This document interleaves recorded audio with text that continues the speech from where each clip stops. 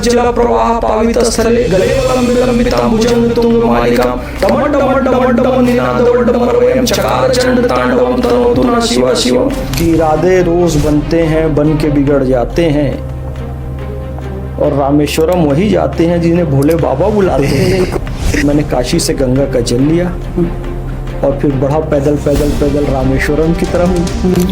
अब जब लोग मुझसे पूछते थे जल लेकर कहाँ जा रहे हो, मैंने कहा गंगा से जल लिया हूँ और रामेश्वरम अर्पित करने जा रहा हूँ। क्या नाम मोहम्मद फैज खान नहीं जाने देंगे। मुझे पश्चिमी द्वार पर लेने के लिए आए, वो मुझे अपने साथ मंदिर में लेकर गए और शिवलिंग के पास जो द्वार होता है जहाँ से गर्भगृह चालू होता है, उस द्वार पर मुझे बैठाया, मेरे हाथ से जल लिया, अंदर जाकर जल चढ़ाया। नमामि शमीशान निर्वाण रूपम विभुम। पंकज जी ने एक उपन्यास लिखा है, एक गाय की आत्मकथा, उसका नायक एक मुस्लिम होता है। वो उपन्यास मेरे लिए बहुत बड़ा प्रेरणा का कारण बना और मैं गौसेवा में जुटा। पहले भी करता था लेकिन अब मिशन बना के करेंगे। कट्टरपंथी वाली बातों का हमारा यूथ हमको देख रहा है, मुस्लिम यूथ, वो सोचे कि यार फैज भाई भी यही बोल रहे हैं, रूढ़िवादी बात बोल रहे हैं, तो ठीक है यार अपन भी बम बांध के फट जाते हैं।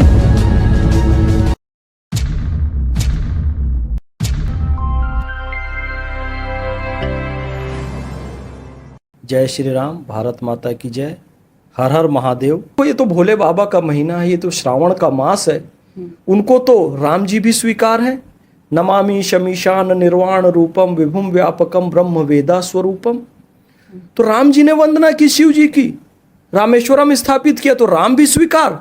रावण ने भी शिव जी की वंदना की। जटाटवी गलत जल प्रवाह पावित स्थले गलेवलंबे लंबितां भुजंग तुंग मालिकां टमड्डमड्डमड्डमन निनादवड्डमरवयं चकार चंड तांडवं तनोतु नः शिव शिवम्। जटाकटाः संभ्रम भ्रमण निलिंप निर्झरी विलोल वीची वल्लरी विराजमान मूर्धनि धगत धगत धगत ज्वल ललाट पट्ट पावके किशोर चंद्रशेखरे रति प्रतीक्षणम मम। तो राम भी स्वीकार, रावण भी स्वीकार, क्योंकि उनका एक नाम है, उनका एक लक़ब है, उनका एक तखल्लुस है, भोले। भोले हैं, जिस रूप में जाओ स्वीकार है। तो ये मास है भगवान शिव का, भोलेनाथ का।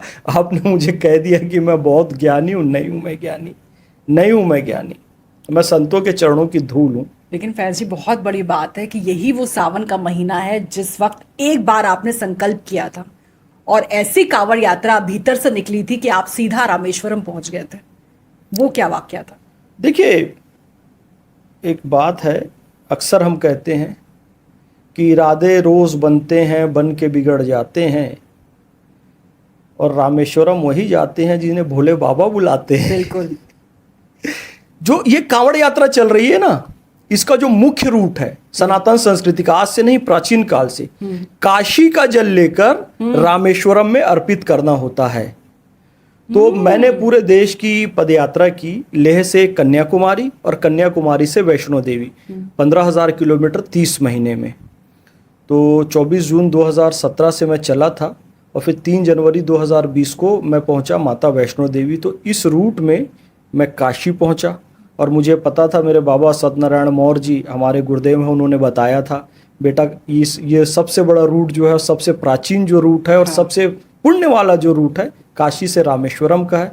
तो मैंने काशी से गंगा का जल लिया और फिर बढ़ा पैदल पैदल पैदल रामेश्वरम की तरफ। अब जब लोग मुझसे पूछते थे जल लेकर कहाँ जा रहे हो, मैंने कहा गंगा से जल लिया हूँ और रामेश्वरम अर्पित करने जा रहा हूँ। क्या नाम मोहम्मद फैज खान नहीं जाने देंगे। अरे मैं बोला कैसे नहीं जाने देंगे, मैं पैदल पूरी भक्ति और आस्था से जा रहा हूँ, किसी भी कांवड़ यात्री की तरह, सामान्य भक्त की तरह जा रहा हूँ, और किसी अहंकार के साथ नहीं जा रहा हूँ और किसी सिक्योरिटी और नेता बन के नहीं जा रहा हूँ, मैं एक सामान्य भक्त की तरह जा रहा हूँ। नहीं जी, मुसलमान को नहीं जाने देंगे, ऐसा नहीं होगा, वैसा नहीं होगा। हमने कहा देखते हैं, शिव जी को तो राम भी स्वीकार, रावण भी स्वीकार, हर स्वीकार। हम गए।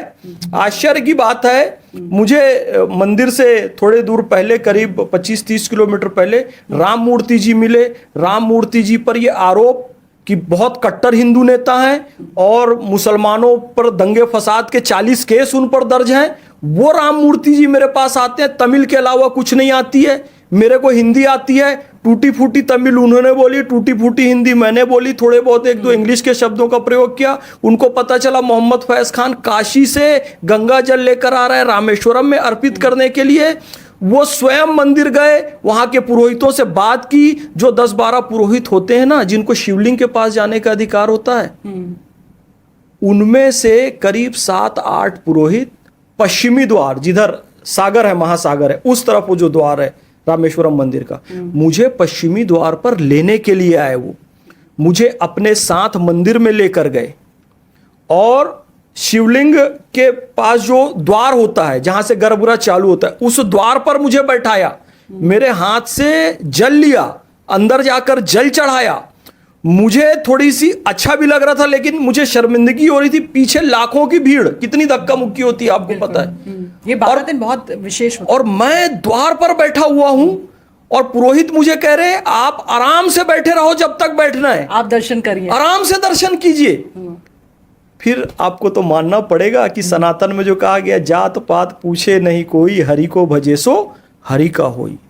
और जिन राम मूर्ति जी पर ये आरोप कि ये मुसलमानों के दुश्मन है, उन्होंने बता दिया कि वो कसाब की विचारधारा का विरोध करते हैं, लेकिन कलाम और मोहम्मद फैज खान उनको स्वीकार है। और वो सबसे पहले, जैसे ही हम रामेश्वरम एंट्री करते हैं ना, पहले कलाम साहब की मज़ार आती है, मुझे वो वहाँ लेके गए। फिर हम आगे बढ़े, फिर भगवान के मंदिर में दर्शन किए। तो आप सोचिए ना, कितनी अजीम संस्कृति है और लोगों ने कितना भ्रम फैला कर रखा हुआ है। कोई ये कहता है ना कि सनातन के मंदिर में इस जाति को नहीं जाने मिलता, उस धर्म को जाने में, सब झूठ बात है। मैं तो आंख से देख कर आ रहा हूं, सनातन में सबको स्वीकार है। सनातन में तो षट दर्शन स्वीकार है, जो वेद को मानने वाले हैं। न्याय, वैशेषिक, सांख्य, योग, मीमांसा, वेदांत, वो भी सनातन के अंग है। जो वेद को ना माने, बौद्ध, जैन, अब बौद्ध जो है त्रिपिटक को मानते हैं, सुत्ति पिटक, विनय पिटक, अभिधम्ब पिटक, वो भी स्वीकार है। जैन आगम ग्रंथ को मानते हैं, वो भी स्वीकार है। और चारवाक किसी ग्रंथ, किसी ईश्वर, किसी आत्मा को नहीं मानते हैं, वो भी स्वीकार हैं। तो इससे सुंदर बात और क्या हो सकती है। तो ये लोगों ने भ्रम फैला रखा है कि इसको नहीं जाने देते उसको। हाँ, आप नेतागिरी करके जाओगे कि मैं तो घुस ही जाऊंगा, तो फिर भगवान अहंकार, क्योंकि भगवान अहंकारी को स्वीकार नहीं। निर्मल मनजन सो मोहि पावा, मोहि कपट छल छिद्र न भावा। कपट छल छिद्र वाला वहां प्रवेश नहीं कर सकता, निर्मल मन का कोई भी प्रवेश कर सकता है। ये बात है। लेकिन वही बात हो गई कि फैज जी, जो कहा जाता है कि भगवान भाव के भूखे होते हैं, और आपके भाव, आपकी भावनाएं भगवान तक सीधे पहुंचे, और यही वजह थी कि इतने आराम से आपके दर्शन हो गए। बिल्कुल। और वहां से जो अनुभव लेकर आप आए, तो क्या आपको लगता है कि ये सावन को लेकर, कांवड़ यात्रा को लेकर जिस तरह की भ्रांतियां फैलाई जा रही हैं कि नहीं बहुत ज्यादा उपद्रवी होते हैं, डीजे पर नाचते हुए जाते हैं, भक्त कम होते हैं, हुड़दंगी ज्यादा होते हैं, गुंडई करने के लिए निकलते हैं घर से, आपको लगता है इस तरह का जो मिसकंसेप्शन फैलाने की कोशिश की जा रही है? नहीं, ऐसी कोई बात नहीं। और मैं इस विषय पे आपको विस्तार से बताऊंगा, लेकिन अभी भक्ति भाव की आपने बात की तो मेरा मन भाव विभल हो उठा। 1-2 प्रसंग मुझे और याद आ गए, वो मैं आपको जरूर बताऊंगा। इस पद यात्रा के दौरान मैं तिरुपति बालाजी भी गया। तिरुपति बालाजी में आप लाइन लगाओ, 2-3 दिन बाद आपका नंबर आएगा, इतनी लंबी लाइन होती है। बिल्कुल होता ही है। कभी जाके देखिए आप। अब भगवान को ये पता था कि फैज खान आ रहा है पैदल मेरे पास, और लेह लद्दाख से पैदल चल के आ रहा है। जब मैं तिरुपति बालाजी की तलहटी में पहुंचा, तिरुमला पहाड़ी की तलहटी में, तो वहां एक बात चल रही थी कि मंदिर का कपाट बंद है करके। तो कई जाने वाले भी नहीं चढ़े। हमने कहा हम तो चढ़ेंगे, आ गए। और हम ऊपर गए, कपाट खुला हुआ, कोई भीड़ नहीं, कोई नहीं, हम अकेले। मतलब भगवान की इतनी बड़ी कृपा देखो, जो की कृपा पूरा 2-2, 3-3 दिन लोग लाइन लगाकर जहां खड़े रहते हैं, वहां भगवान ने सबको रोक दिया कि मेरा एक भक्त पैदल आ रहा है। मैं अहंकार से नहीं कह रहा हूं, मैं तो चरणों की धूल हूं, मैं कह रहा हूं। लेकिन भगवान की कृपा देखिए कि नीचे ये बात चल गई कि ऊपर कपाट बंद है, जिनको नहीं जाना था वो सारे रुक गए। भगवान ने हमें कहा आ जाओ, बुला लिया उन्हें, हम गए, आराम से दर्शन किया, बैठ के दर्शन किया। तो ये भगवान की बड़ी कृपा है। और शबरी का आपको एक प्रसंग मैं आपको बताऊं। जब भगवान चल रहे थे 14 वर्ष की यात्रा में, 14 वर्ष के वनवास में, तो जब शबरी के स्थान पर पहुंचे थे भगवान, तो ऋषि मुनियों ने एक निवेदन किया कि महाराज ये जो जलकुंड है ना प्रभु जी, इसमें कीड़े पड़ गए हैं। तो थोड़ा आप उपाय कर दीजिए। हमने सारा उपाय कर लिया है, सारी औषधि डाल के देख लिया, सारे मंत्रोच्चार कर लिए, ये इस जलकुंड में कीड़े जा ही नहीं रहे हैं, सड़ गया इसका जल। बोले कुछ उपाय बताइए। तो प्रभु ने थोड़ा सा ध्यान लगाया और ये बताया कि किसी ऋषि ने शबरी के वस्त्र को अपवित्र जानकर, शबरी का वस्त्र धोखे से स्पर्श किसी ऋषि को हो गया था, तो उसको अपवित्र जानकर पवित्र होने के लिए इस कुंड में स्नान कर लिया था। तो ये अपवित्र हो गया। तो वो अपवित्र हो गया कि तुम शबरी को अपवित्र मानोगे, उसके वस्त्र को अपवित्र मानोगे और पवित्र होने के लिए इस कुंड में स्नान करोगे। तो वो कुंड सदा सदा के लिए सड़ गया, कीड़े पड़ गए। भगवान ने बताया ये स्थिति है। बोले अब आप शबरी को बुलाइए और उनके चरणों को धोइए और उनके चरण का धोवन इस कुंड में डालिए, तब फिर ये कुंड ठीक हो जाएगा। और जब शबरी के चरण का धोवन उस कुंड में डाला गया तो वो कुंड, जलकुंड बिल्कुल स्वच्छ निर्मल हो गया, फिर से स्नान करने लायक, पीने लायक हो गया।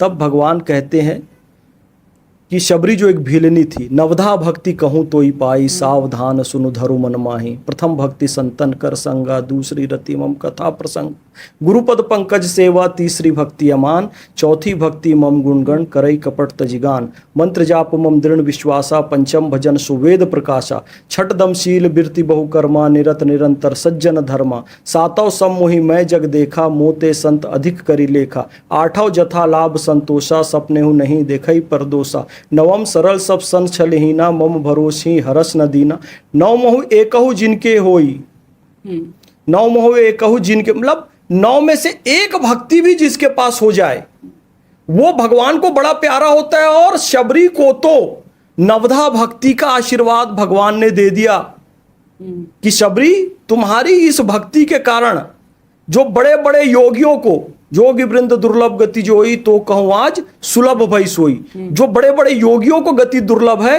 वो आज शबरी को निर्मल हृदय के कारण मिल गई। ना उसको कोई मंत्र आते थे, ना कोई बड़ी बड़ी प्रार्थनाएं आती थी। तो इसलिए भगवान के सामने बच्चा बन के जाइए, वो स्वीकार आपको करेंगे। एक राम दशरथ का बेटा, एक राम घट घट में बैठा, एक राम सब जगत पसारा, एक राम सब जग से न्यारा। स्टेप बाय स्टेप बढ़ता है, पहली क्लास, दूसरी क्लास, पांचवी क्लास, फिर कॉलेज की। एक राम दशरथ का बेटा, दशरथ के बेटा राम, हाँ उनकी कथा है जो सगुण हम कहते हैं। एक राम घट घट में बैठा, एक जो हमारे हृदय में निवासी है। तो एक राम सब जगत पसारा, सगुण राम, एक राम सब जग से न्यारा, निर्गुण राम। तो मुसलमान जो इबादत करता है ना, सीधा चौथे चरण की करता है कि एक राम सब जग से न्यारा। लेकिन सनातन एक एक करके स्टेप से बढ़ता है और पहुंचता वहीं पर है जहां मुसलमान डायरेक्ट जाना चाहते हैं। जबकि पैगंबर हजरत मोहम्मद सल्लल्लाहु अलैहि वसल्लम के पहले देखे तो वहां मूर्ति पूजा होती थी और उस मूर्ति पूजा से उठकर धीरे से लोग कहां पहुंचे, निराकार तक। तो अरब के लोग जो थे वो प्रॉपर सनातन की पद्धति को फॉलो किया कि पहले सगुण की, मूर्ति की, प्रतीक की पूजा की, फिर निर्गुण की ओर बढ़े। सनातन ऐसे ही बढ़ाता है आपको और फाइनल कहां पहुंचाता है, फाइनल जहां पहुंचाता है वहां सेमेटिक रिलीजन का आदमी नहीं पहुंच सकता। वो यहां तक पहुंचा सकता है आपको सेमेटिक, यानी ईसाई, इस्लाम और यहूदी। कहां तक, जो गोस्वामी तुलसीदास जी ने कहा है कि बिन पद चले सुने बिनु काना, कर बिन करम करे विधि नाना, आनंद रहित सकल रस भोगी, बिनु बानी बक्ता बढ़ जोगी। यानी कि भैया पैर नहीं है पर चलता है, हाथ नहीं है पर काम करता है, मुख नहीं है पर रसास्वादन करता है, और जीवा नहीं है लेकिन उससे बढ़कर कोई वक्ता नहीं है, बिनु बानी बक्ता बढ़ जोगी। तो वो ईश्वर है जिसकी वाणी नहीं है पर उससे बढ़कर वक्ता यानी कि वक्ता कोई नहीं है। हम लोग तो बकते हैं, वक्ता हैं हम, भगवान सचमुच का वक्ता है, वक्ता है। हम श्रोता हो जाते हैं। ये तो श्रोता है हम, है ना। और हमारा बोलना भी कोई बहुत बड़ा नहीं है, छोटा ही सही है। उसको बोलचाल की भाषा में क्या बक रहा है यार, हम लोग वही हैं, उसके अलावा कुछ नहीं। हम अपने आप को ज्ञानी नहीं समझ सकते। तो भाई वो निर्गुण की विचारधारा तो सनातन में भी है और इस्लाम में डायरेक्ट उसको। लेकिन सनातन यही नहीं रुकता है। सनातन जो फाइनल स्टेज में ले जाता है ना, वो कोई मुसलमान नहीं बोल सकता, वो कोई ईसाई नहीं बोल सकता, वो कोई यहूदी नहीं बोल सकता। क्योंकि फाइनल वो कहाँ लेके जाता है आपको पता है? वो लेकर जाता है सर्वम खलविदम ब्रह्म, सब ब्रह्म है। वो लेकर जाता है अयमात्मा ब्रह्म, दिस सेल्फ इज ब्रह्म। वो लेकर जाता है प्रज्ञानम ब्रह्म, दिस कॉन्शियसनेस इज ब्रह्म, वो लेकर जाता है तत्वमसी की वह तुम हो। आप मिरर के सामने खड़े हैं, वो जो दिखाई दे रहा है तत्वमसी वह तुम हो। और फाइनल स्टेज पे लाता है कि अहम ब्रह्मास्मि, ब्रह्म मैं हूं। क्या कोई ईसाई, कोई मुसलमान, कोई यहूदी कह सकता है यहोवा मैं हूं, गॉड मैं हूं, अल्लाह मैं हूं? नहीं, सबसे बड़ा शिर्क ये हो जाएगा। लेकिन सनातन आपको वहां तक लेकर जाता है, और इस बात की पुष्टि अल्लामा इकबाल ने भी की है कि वहदत की लय सुनी थी दुनिया ने जिस मकां से, मीरे अरब को आई ठंडी हवा जहां से, मेरा वतन वही है, मेरा वतन वही है। वहदत यानी एकत्व, ईश्वर का जो एकत्व अद्वैत है, उसकी लय पूरी दुनिया ने पहले कहां से सुनी थी? मेरे वतन से। और इकबाल का वतन कौन सा है? हिंद है, पाकिस्तान तो था नहीं। समझदारी वाली बात आपको बताना पड़ेगा। आप कब तक? कविता जी, आप एक हिंदू परिवार में पैदा हुई हैं, हिंदुओं में प्रज्ञा आ गई है, समझदारी आ गई है। हिंदू कोई मुझे उर्वशी मिलेगी, रंभा मिलेगी, मेनका मिलेगी, एक भी हिंदू बम बांध के फटेगा क्या? नहीं फटेगा। क्यों नहीं फटेगा? उसको पता है भाई ये सब प्रेरक कथाएं जीवन को संवारने के लिए। बम बांध के फट जाऊंगा, उर्वशी मेनका रंभा मिलेगी, उस पे वो काम नहीं करेगा। आज मुसलमानों में कुछ लोग ये काम कर रहे हैं ना, 72 हुरों के चाह में, उस चक्कर में कर रहे हैं ना। तो भाई आप अपने समाज में परिवर्तन ला चुकी हैं। आपका जब मन करेगा आप मंदिर जाओगी, आप सर को कवर कर लोगी, आप गोवा बीच में घूमने जाओगी, अपना आराम से टी शर्ट या जो भी ड्रेस है वहां पहन के घूमोगे। क्या आपको कोई रोकेगा टोकेगा क्या? नहीं, आप मंदिर में अपने हिसाब से जाओगी और गोवा घूमने जाओगी अपने हिसाब से जाओगी। लेकिन यहां ये नहीं चलेगा साहब, आपको 24 घंटे कवर करके रखना पड़ेगा। और अफगानिस्तान में तो पूरा आपको बंद करके रखना पड़ेगा। तो एक तरफ महिलाएं पैक हैं, दूसरी तरफ पुरुष 72 हुर के लिए मर रहे हैं। तो आपके समाज में परिवर्तन आ गया क्योंकि कुछ लोगों ने मुखर होकर कहा। महात्मा ज्योतिबा फुले ने मुखर होकर कहा, राजा राम मोहन राय ने कहा, बाबा साहब अंबेडकर ने कहा, महात्मा गांधी ने कहा, वीर सावरकर ने कहा, स्वामी विवेकानंद ने कहा, स्वामी दयानंद सरस्वती ने कहा कि पाखंड को बंद करो। तो पाखंड बंद हुआ ना। आज मुझे खुलकर कहना पड़ेगा। कब तक दब के रहेंगे हम लोग? हम भी समर्थन करेंगे कट्टरपंथी वाली बातों का। हमारा यूथ हमको देख रहा है, मुस्लिम यूथ, वो सोचेगा यार फैज भाई भी यही बोल रहे हैं, रूढ़िवादी बात बोल रहे हैं, तो ठीक है यार अपन भी बम बांध के फट जाते हैं। मुझे तो खुलकर बोलना पड़ेगा ना, क्योंकि मुझे इस्लाम में, मुझे मुसलमानों में सुधार चाहिए। मुझे मुस्लिम यूथ कट्टरपंथी नहीं चाहिए, मुझे मुस्लिम यूथ फंडामेंटलिस्ट नहीं चाहिए, मुझे मुस्लिम यूथ आतंकवादी नहीं चाहिए। मुझे मुस्लिम यूथ चाहिए अशफाक उल्लाह खान, हवलदार अब्दुल हमीद, रसखान, रहीम। मुझे मुस्लिम यूथ चाहिए डॉक्टर एपीजे अब्दुल कलाम। उसके लिए तो मुझे खुल कर, अब कट्टरपंथी विरोध करें तो करते रहें, जो सच है वो मैं बोलता हूं, बोलता रहूंगा। आप अब मुझे कई ये पॉलिटिकल पार्टीज वाले भी बोलते हैं, मैं नाम भी ले रहा हूं, चाहे वो कांग्रेस हो, आरजेडी हो, कम्युनिस्ट हो, मैं वही बोलता हूं भाई तुम अपने हिंदुओं में तो धर्म सुधार आंदोलन कर लिए और मुसलमानों में होने नहीं देते हो। और मोहम्मद फैज खान बोलता है तो उसको मुसलमानों का दुश्मन कहते हो। कह रहे हो कि कावड़ियों ने जो काम किया है, आतंकवादी कावड़ियों से प्रेरणा लेते हैं और आतंकवाद फैलाते हैं। आप आतंकवादियों की प्रेरणा कावड़ियों को बता रहे हो। किसके लिए? मुसलमानों का तुष्टीकरण करने के लिए आप पाकिस्तान के पोस्टर गर्ल, पोस्टर बॉय बने फिरते हो आप लोग। ये स्टेटमेंट पाकिस्तान इंटरनेशनल लेवल पे यूएनओ पे चलाता है कि इनके कावड़िए ऐसे हैं कि आतंकवादियों को इनसे प्रेरणा मिलती है। शर्म आनी चाहिए इन लोगों को। ये लोग पाकिस्तान के टूल किट बने हुए हैं, बने हुए हैं बिल्कुल। और मैं खुल के कह रहा हूं भाई, पाकिस्तान में हाफिज सईद का स्टेटमेंट उठाकर देख लो, वो आपको कांग्रेस की तारीफ करता हुआ दिखेगा, अरुंधति राय की तारीफ करता हुआ दिखेगा, नेहा सिंह राठौर इनकी जो सबसे प्यादी है, छोटी सी पिद्दू, वो पिद्दू पाकिस्तान की पोस्टर गर्ल बनी हुई है। नेहा सिंह राठौर के स्टेटमेंट चला रहे हैं कि देखो इंडियन आर्मी कैसे टेररिज्म फैला रही है, आम नागरिकों को मार रही है और पाकिस्तान बहुत अच्छा है। तो ये लोग पाकिस्तान के टूल किट बने हुए हैं। आप सऊदी जाओगे, दरगाह में फूल चादर चढ़ाने जाओ, सलातो सलाम, आपको नहीं पढ़ने मिलेगा। यहां आपको सुन्नी हो, शिया हो, अहमदिया हो, अहले हदीस हो, देवबंदी हो, बरेलवी हो, 72 फिरके को बराबर अधिकार कहां है? भारत में। फिर आप कहते हो मुसलमान असुरक्षित है। सबसे ज्यादा जनसंख्या कैसे हो गई जी? मुसलमान असुरक्षित। रोहिंग्या आके क्यों यहां बसना चाहता है? अदनान सामी क्यों यहां की नागरिकता ले लिया? बांग्लादेशी क्यों घुसते हैं? अभी पता चला कि कम से कम 12,000 पाकिस्तान के लोग भारत, दिल्ली में इलाज करवाने के लिए आते हैं खाली अपना। मैं रायपुर छत्तीसगढ़ से हूं, वहां सत्य साई सेवा संस्थान है, हॉस्पिटल है, हार्ट के आकार का हॉस्पिटल है, जन्मजात बच्चों के हृदय में जो छेद होता है उसका निशुल्क इलाज होता है, वहाँ कैश काउंटर है ही नहीं, और वो इलाज बहुत महंगा होता है, निशुल्क होता है। पाकिस्तान से छोटे छोटे बच्चों को लाकर वहां पर उनका इलाज निशुल्क किया जाता है। मुसलमान असुरक्षित है भारत में। मतलब कितने शर्म की बात है। ओवैसी जैसे लोग केवल अपनी राजनीति चमकाने के लिए देश में दंगे फसाद और गृह युद्ध ये लोग कराना चाहते हैं। मैं मुसलमानों से निवेदन करना चाहूँगा कि आप ओवैसी की, कांग्रेस की, राष्ट्रीय जनता दल की और ये केजरीवाल की, इन लोगों की चालों में मत आओ। ये केवल आपका राजनीतिक इस्तेमाल करते हैं, फिर सच्चर कमेटी की रिपोर्ट लाते हैं कि मुसलमान शिक्षा में सबसे पीछे। भाई 50 साल तुम सत्ता में थे और बता रहे हो मुसलमान शिक्षा में सबसे पीछे। तो मुसलमानों के शिक्षा में पीछे होने का कारण कौन हुआ? आप ही हुए। मोदी जी ने कहा सबका साथ, सबका विकास, सबका विश्वास, और आप देखिए किसी योजना में किसी को कोई भी भेदभाव नहीं किया गया। और मुसलमानों की जनसंख्या 2011 के अनुसार 14.22% है, और सारी योजनाएं उठाकर देखिए तो सब में 30% से अधिक लाभ मुसलमानों को है।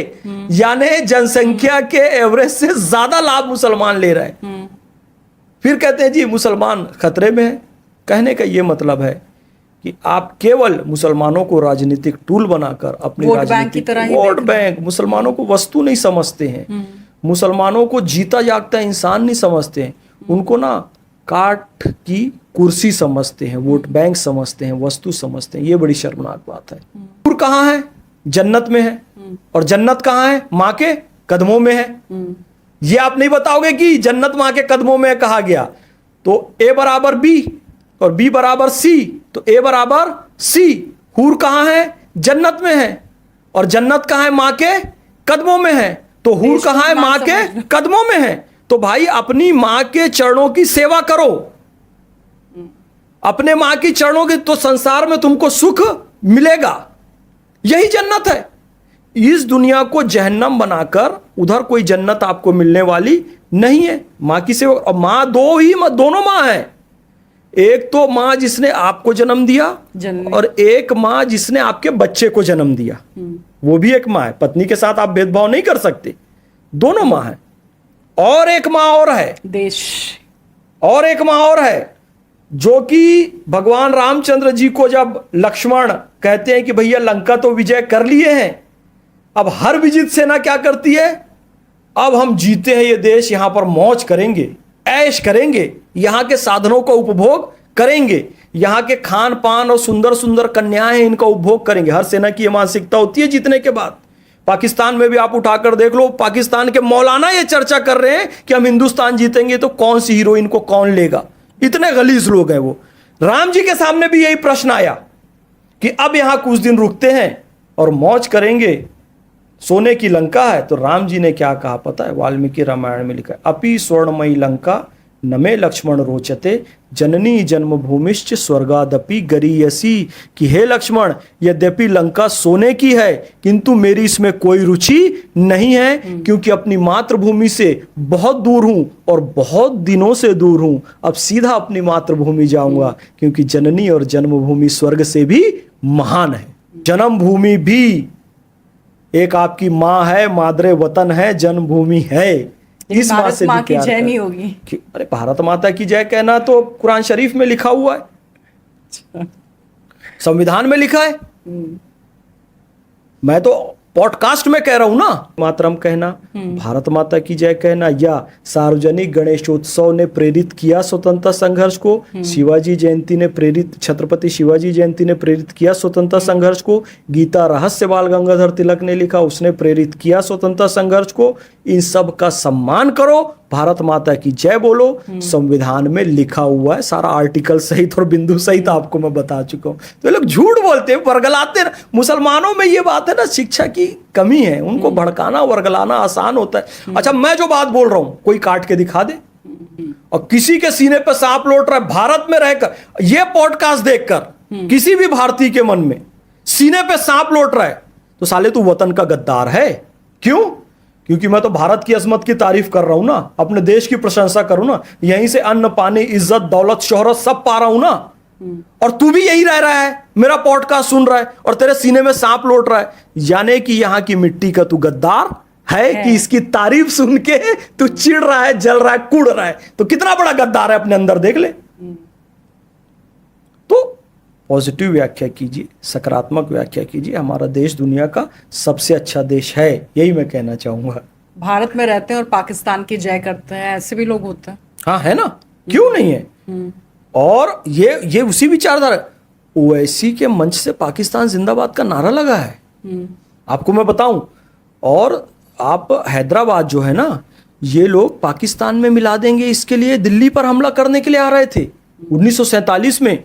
कासिम रिजवी का भी गूगल में सर्च करके देखना, ये इसके चचा हैं, मतलब वैचारिक चचा हैं, किसके, ओवैसी के, रजाकारों की ये पार्टी है। 1947 में कासिम रिजवी गया सरदार वल्लभ भाई पटेल के पास कि हमको भारत में नहीं रहना है। सरदार वल्लभ भाई ने उसे प्यार से समझाया, वो कहता है हैदराबाद के सारे हिंदुओं को खत्म कर दूंगा, इतना पाकिस्तानी प्रेमी था वो। सरदार वल्लभ भाई पटेल को जब वो धमकी देने लगा कासिम रिजवी, ये ओवैसी की पार्टी का जो नेता, रजाकारों का नेता कासिम रिजवी, जब सरदार वल्लभ भाई पटेल को धमकी देने लगा, सरदार वल्लभ भाई पटेल शांत रहे। उसके बाद ऑपरेशन पोलो चलाया, इंडियन आर्मी हैदराबाद में भेजी, और वो तोड़ाई की रजाकारों की, वो तोड़ाई की, वो फोड़ाई की, वो तोड़ाई की, इनका पैजामा आगे से पीला और पीछे से गीला हो गया। और आज हैदराबाद भारत के अंदर है, नहीं तो ये पाकिस्तान में मिलाना चाहते थे। और आज भी यूपी के एक नेता का स्टेटमेंट आता है कि हमने उस समय समर्थन नहीं दिया होता तो पाकिस्तान की सीमा लखनऊ तक आती। यानी दिल में आज भी इनके टीस है कि पाकिस्तान लखनऊ तक क्यों नहीं है। ये वो गद्दार है, मैं अपशब्द नहीं बोलना चाहता हूं, ये हरामखोर लोग हैं। हराम का खाने वाले को हरामखोर कहा जाता है कि जिस मिट्टी ने आपको सब कुछ दिया, उसके लिए आज भी तुम ऐसी गद्दारी वाली बात करो कि पाकिस्तान लखनऊ तक आ जाए, पाकिस्तान हैदराबाद तक आ जाए। तो आज भी पाकिस्तान जिंदाबाद के नारे इसलिए लगते हैं। और मैं कहता हूं कि भारत के किसी भी हिस्से को मिनी पाकिस्तान नहीं बोलना चाहिए। हम पाकिस्तान का ही सपोर्ट करते हैं। भारत का जर्रा जर्रा हिंदुस्तान था, हिंदुस्तान है और हिंदुस्तान रहेगा। हमें किसी भी विदेशी शक्ति के प्रभाव में, चाहे वो पाकिस्तान हो या बांग्लादेश हो या इटली हो, लोग कह रहे हैं कि भाई देश नागपुर से क्यों चल रहा है, नागपुर से नहीं चलना चाहिए। मैं कहता हूं नागपुर से चल रहा है, दिल्ली से चल रहा है, क्योंकि आरएसएस का हेडक्वार्टर नागपुर में है ना। बिल्कुल भाई, अगर नागपुर से भी चल रहा है, दिल्ली से भी चल रहा है, तो भारत से तो चल रहा है ना। तुम क्या चाहते हो, देश बीजिंग से चले? तुम क्या चाहते हो, देश मॉस्को से चले? तुम क्या चाहते हो, देश इस्लामाबाद से चले? तुम क्या चाहते हो, देश इटली से चले? कुछ लोग ऐसा भी चाह रहे हैं। नहीं भैया, इटली वालों ने आज से नहीं, भारत को बहुत पहले से कंफ्यूज करके रखा हुआ है। पाई का मान क्या है आपको पता है? किसी से भी पूछेंगे, भारत के, दुनिया के किसी भी व्यक्ति से पूछेंगे पाई का मान क्या है जी, तो आर्किमिडीज ने पाई का मान दिया 22/7। 22/7 का मान क्या आता है पता है? 3.1428। ध्यान रखिएगा, सब ध्यान से सुने। जो आर्किमिडीज का है 22/7, उसका मान आता है 3.1428, और पाई का ये मान माना जाता है, सर्वमान्य है। लेकिन पृथ्वी प्राकृतिक सर्कल है, प्राकृतिक गोला है। पृथ्वी का मान क्या है पता है? 40,075/12,756, यानी 40,075 इसकी परिधि है और 12,756 इसका व्यास है। इसको भाग दो तो इसका मान आता है 3.1416, और उसका 3.1428, यानी एक्यूरेसी से दूर है। लेकिन यूनिवर्सिटी ऑफ नालंदा के स्कॉलर आर्यभट्ट ने जो पाई का मान दिया है, चतुराधिकम शतमष्टगुणम द्वाषष्टिस्तथा सहस्त्राणाम अयुद्वयस विष्कंभस्य आसन्नौ वृत्त परिणाम, यानी कि 100 में 4 जोड़ो तो 104, उसको 8 से गुणा करो तो 832, उसमें 62,000 जोड़ो तो 62,832 ऐसे वृत्त की परिधि है जिसका व्यास 20,000 है, और 62,832 भागित 20,000 एक्यूरेट 3.1416 पृथ्वी के मान के एक्यूरेट बराबर। तो पाई का मान वो सही है जो आर्यभट्ट ने दिया हुआ है, ना कि इटली के आर्किमिडीज ने दिया हुआ। और आज भी हम उसी का पढ़ते हैं। और इटली का ही गैलीलियो हुआ, भारतीयों ने तो पहले ही पता लगा लिया था कि सूर्य के चारों तरफ पृथ्वी घूमती है। जब गैलीलियो ने यह बात कही इटली में जाकर चर्च के सामने, पोप के सामने, तो पोप ने कहा देखो भैया, हमारे धर्म के अनुसार तो पृथ्वी सेंटर में और सूर्य घूम रहा है। कहने नहीं, मैंने अपनी ज्योतिषी गणना की है, मैंने देखा है और मैंने ये देखा कि पृथ्वी सूर्य के चारों तरफ घूम रही है। क्या एक काम करो, तुम्हारे हिसाब से ये है ना, हम तुमको सीधा भगवान के पास भेजते हैं, क्योंकि भगवान ने तो ये कहा है कि भैया सूरज पृथ्वी के चारों तरफ घूम, तो ऊपर से बैठ के देखना कि पृथ्वी सूर्य के चारों तरफ घूम रही है कि सूर्य पृथ्वी के चारों तरफ घूम रहा है।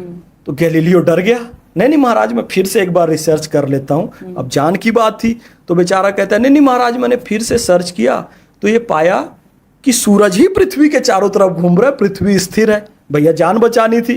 पोप ने कहा ठीक, वेरी गुड, अब एक काम करो, तुम अपने घर में जाके बैठो, हम 2 सिपाही लगाएंगे, तुम जीवन भर अपने घर से बाहर नहीं निकलोगे। गैलीलियो घर में आया, अपना माथा पकड़ा, मैं क्या करूं, मैं बोल तो दिया हूं कि सूरज पृथ्वी के चारों तरफ घूम रहा है, लेकिन सच तो ये है कि अभी भी पृथ्वी ही सूरज के चारों तरफ घूम रही है। येट इट मूव्स, गूगल में सर्च करके देखना, येट इट मूव्स। तो इटली वाले कितने कंफ्यूज लोग हैं आपको पता चलेगा। और आज भी इटली के ही चक्कर में, इटली वाली के चक्कर में लोग देश को बर्बाद करने पर तुले हुए हैं। इस बात को हम सबका सम्मान करते हैं, विदेश से कोई आए, भाई हमने तो मेलोनी जी का भी सम्मान किया ना, वो भी इटली से आई थी, हमने उनको प्रणाम किया। क्यों? हमने उनको सम्मान दिया। क्यों दिया? क्योंकि वो भारत के लिए एक सकारात्मक संदेश लेकर आई। लेकिन आप आर्किमिडीज की तरह और पोप की तरह और उसकी तरह देश को कंफ्यूज करने की कोशिश करोगे, देश में सांप्रदायिक तनाव फैलाने की कोशिश करोगे, मुसलमानों का तुष्टीकरण करने की कोशिश करोगे, देश के अंदर घोटाले करोगे, तो भैया ये इटली वाला हमको स्वीकार नहीं होगा। ये बात है। अब वापस आते हैं आप गौ सेवा की तरफ, क्योंकि गौ सेवा को भी आपने अपने जीवन का उद्देश्य बना दिया कि ऐसे वक्त जहाँ पर मुसलमानों की बात होती है तो गोश्त की बात होती है, ज़्यादातर नॉनवेज की बात होती है, खाने पीने की बात होती है, वहाँ पर भी आप कहते हैं कि नहीं भाई, हमारे जो रसूल थे उन्हें तो रसूल जी को तो ये पसंद ही नहीं था, उनको तो लौकी पसंद थी, ऐसा था? पैगंबर हजरत मोहम्मद सल्लल्लाहु अलैहि वसल्लम का जो फेवरेट भोजन है, लौकी, कद्दू, खजूर, अंजीर, सिरका, दूध, ड्राई फ्रूट्स, ये उनका फेवरेट भोजन है। ऐसा नहीं है कि उन्होंने मांस नहीं खाया, खाया पर वैकल्पिक रूप से खाया। अच्छा। लेकिन गोमांस जीवन में कभी नहीं खाया। गावा स्वर्गस्य सोपानम, गाय स्वर्ग की सीढ़ी है। जब हम कोई हमारे घर में खत्म होता है सनातनी की पे तो लिखते हैं स्वर्गीय, लेकिन भाई स्वर्ग की सीढ़ी गाय है। इसलिए सनातन के 16 संस्कार जो बताए गए, गर्भधारण, पुंसवन, सीमांतोनयन, जातकर्म, नामकरण, निष्क्रमण, अन्नप्राशन, चूड़ाकर्म, कर्ण वेदन, विद्यारंभ, वेदारंभ, उपनयन, केशांत, समावर्तन, विवाह और अंत्येष्टि, 16 के 16 संस्कार में पंचगव्य आवश्यक है। गोमाता का दूध, दही, घी, गोबर, गोमूत्र। गिरीश पंकज जी ने एक उपन्यास लिखा है, एक गाय की आत्मकथा, उसका नायक एक मुस्लिम होता है। वो उपन्यास मेरे लिए एक बहुत बड़ा प्रेरणा का कारण बना। गौ सेवा, और मैं गौ सेवा में जुटा पहले भी करता था, लेकिन अब मिशन बना के कर रहा हूँ। तो ये है, गाय का महत्व तो सब में है। बिल्कुल। और वक्फ के दलाल कुछ लोग बैठे हैं जो वक्फी भूमि का दुरुपयोग कर रहे हैं, और जमीन के दलाल हुए हैं। कहीं भी गए, एक ठोक उन्होंने वो ऊंचा सा स्ट्रक्चर बना दिया, उस पर हरी चादर डाल दी, कहे फलाने बाबा है, ठेका। जहन्नमी लोग हैं ये, गंदे गलीज लोग हैं ये, जहन्नम में इनको जगह मिलेगी। जो गाजियाबाद की मेयर ने जो एक्टिविटी की है, हम उसकी तारीफ करते हैं, क्योंकि जमीन पर कब्जा करना कानून के भी खिलाफ है और इस्लाम के भी खिलाफ है। ये जो हरकतें कर रहे हैं ये लैंड जिहाद है। अरे जिहाद इतना पवित्र शब्द है, अपने अंदर के शत्रु को खत्म करना, असली जिहाद वो है। जैसे जैन धर्म में अरिहंत शब्द है ना, अपने अंदर के अरि यानी शत्रु को हंत यानी कि मारना, उसी तरीके से जिहाद का मतलब है अपने अंदर की बुराइयों को समाप्त करना। और इन लोगों ने जिहाद, हिंदुओं का कत्ल कर दो, जमीन पे कब्जा कर दो, हिंदू लड़की को फंसा लो, थूक जिहाद भी शुरू हो गया। थूक जिहाद, जहां देखो थूक थूक। मतलब कमाल है भाई। यदि जिहाद शब्द अपवित्र हुआ है तो इन गलीज और गंदे लोगों के कारण हुआ है। गाजियाबाद की मेयर को हम बधाई देंगे। और किसी के सीने पर सांप लौट रहा है भारत में रहकर, यह पॉडकास्ट देखकर किसी भी भारतीय के मन में सीने पे सांप लौट रहा है, तो साले तू वतन का गद्दार है। क्यों? क्योंकि मैं तो भारत की अजमत की तारीफ कर रहा हूं ना, अपने देश की प्रशंसा करूं ना, यहीं से अन्न पानी इज्जत दौलत शोहरत सब पा रहा हूं ना। और तू भी यही रह रहा है, मेरा पॉडकास्ट सुन रहा है और तेरे सीने में सांप लौट रहा है, यानी कि यहां की मिट्टी का तू गद्दार है कि इसकी तारीफ सुन के तू चिढ़ रहा है, जल रहा है, कूड़ रहा है। तो कितना बड़ा गद्दार है अपने अंदर देख ले। तो पॉजिटिव व्याख्या कीजिए, सकारात्मक व्याख्या कीजिए। हमारा देश दुनिया का सबसे अच्छा देश है, यही मैं कहना चाहूंगा। भारत में रहते हैं और पाकिस्तान की जय करते हैं, ऐसे भी लोग होते हैं। हाँ, है ना, क्यों नहीं है। और ये उसी विचारधारा, ओवैसी के मंच से पाकिस्तान जिंदाबाद का नारा लगा है, आपको मैं बताऊं। और आप हैदराबाद जो है ना, ये लोग पाकिस्तान में मिला देंगे, इसके लिए दिल्ली पर हमला करने के लिए आ रहे थे 1947 में। कासिम रिजवी का भी गूगल में सर्च करके देखना, ये इसके चचा हैं, मतलब वैचारिक चचा हैं किसके, ओवैसी के, रजाकारों की ये पार्टी है। 1947 में कासिम रिजवी गया सरदार वल्लभ भाई पटेल के पास कि हमको भारत में नहीं रहना है। सरदार वल्लभ भाई ने उसे प्यार से समझाया, वो कहता है हैदराबाद के सारे हिंदुओं को खत्म कर दूंगा, इतना पाकिस्तानी प्रेमी था वो। सरदार वल्लभ भाई पटेल को जब वो धमकी देने लगा कासिम रिजवी, ये ओवैसी की पार्टी का जो नेता, रजाकारों का नेता कासिम रिजवी, जब सरदार वल्लभ भाई पटेल को धमकी देने लगा, सरदार वल्लभ भाई पटेल शांत रहे। उसके बाद ऑपरेशन पोलो चलाया, इंडियन आर्मी हैदराबाद में भेजी और वो तोड़ाई की रजाकारों की, वो तोड़ाई की, वो फोड़ाई की, वो तोड़ाई की, इनका पजामा आगे से पीला और पीछे से गीला हो गया। और आज हैदराबाद भारत के अंदर है, नहीं तो ये पाकिस्तान में मिलाना चाहते थे। और आज भी यूपी के एक नेता का स्टेटमेंट आता है कि हमने उस समय समर्थन नहीं दिया होता तो पाकिस्तान की सीमा लखनऊ तक आती। यानी दिल में आज भी इनके टीस है कि पाकिस्तान लखनऊ तक क्यों नहीं है। ये वो गद्दार है, मैं अपशब्द नहीं बोलना चाहता हूं, ये हरामखोर लोग हैं। हराम का खाने वाले को हरामखोर कहा जाता है कि जिस मिट्टी ने आपको सब कुछ दिया उसके लिए आज भी तुम ऐसी गद्दारी वाली बात करो कि पाकिस्तान लखनऊ तक आ जाए, पाकिस्तान हैदराबाद तक आ जाए। तो आज भी पाकिस्तान जिंदाबाद के नारे इसलिए लगते हैं। और मैं कहता हूं कि भारत के किसी भी हिस्से को मिनी पाकिस्तान नहीं बोलना चाहिए। हम पाकिस्तान का ही सपोर्ट करते हैं। भारत का जर्रा जर्रा हिंदुस्तान था, हिंदुस्तान है और हिंदुस्तान रहेगा। हमें किसी भी विदेशी शक्ति के प्रभाव में, चाहे वो पाकिस्तान हो या कविता जी, लोग कह रहे हैं कि भाई देश नागपुर से क्यों चल रहा है, नागपुर से नहीं चलना चाहिए। मैं कहता हूं नागपुर से चल रहा है, दिल्ली से चल रहा है, क्योंकि आरएसएस का हेडक्वार्टर नागपुर में है ना। बिल्कुल भाई, अगर नागपुर से भी चल रहा है, दिल्ली से भी चल रहा है, तो भारत से तो चल रहा है ना। तुम क्या चाहते हो, देश बीजिंग से चले? तुम क्या चाहते हो, देश मॉस्को से चले? तुम क्या चाहते हो, देश इस्लामाबाद से चले? तुम क्या चाहते हो, देश इटली से चले? कुछ लोग ऐसा भी चाह रहे हैं। नहीं भैया, इटली वालों ने आज से नहीं, भारत को बहुत पहले से कंफ्यूज करके रखा हुआ है।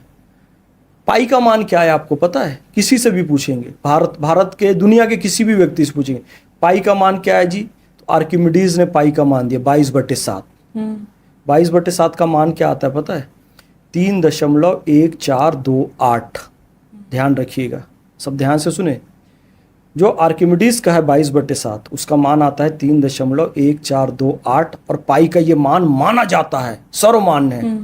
लेकिन पृथ्वी प्राकृतिक सर्कल है, प्राकृतिक गोला है। पृथ्वी का मान क्या है पता है? 40,075/12,756, यानी 40,075 इसकी परिधि है और 12,756 इसका व्यास है।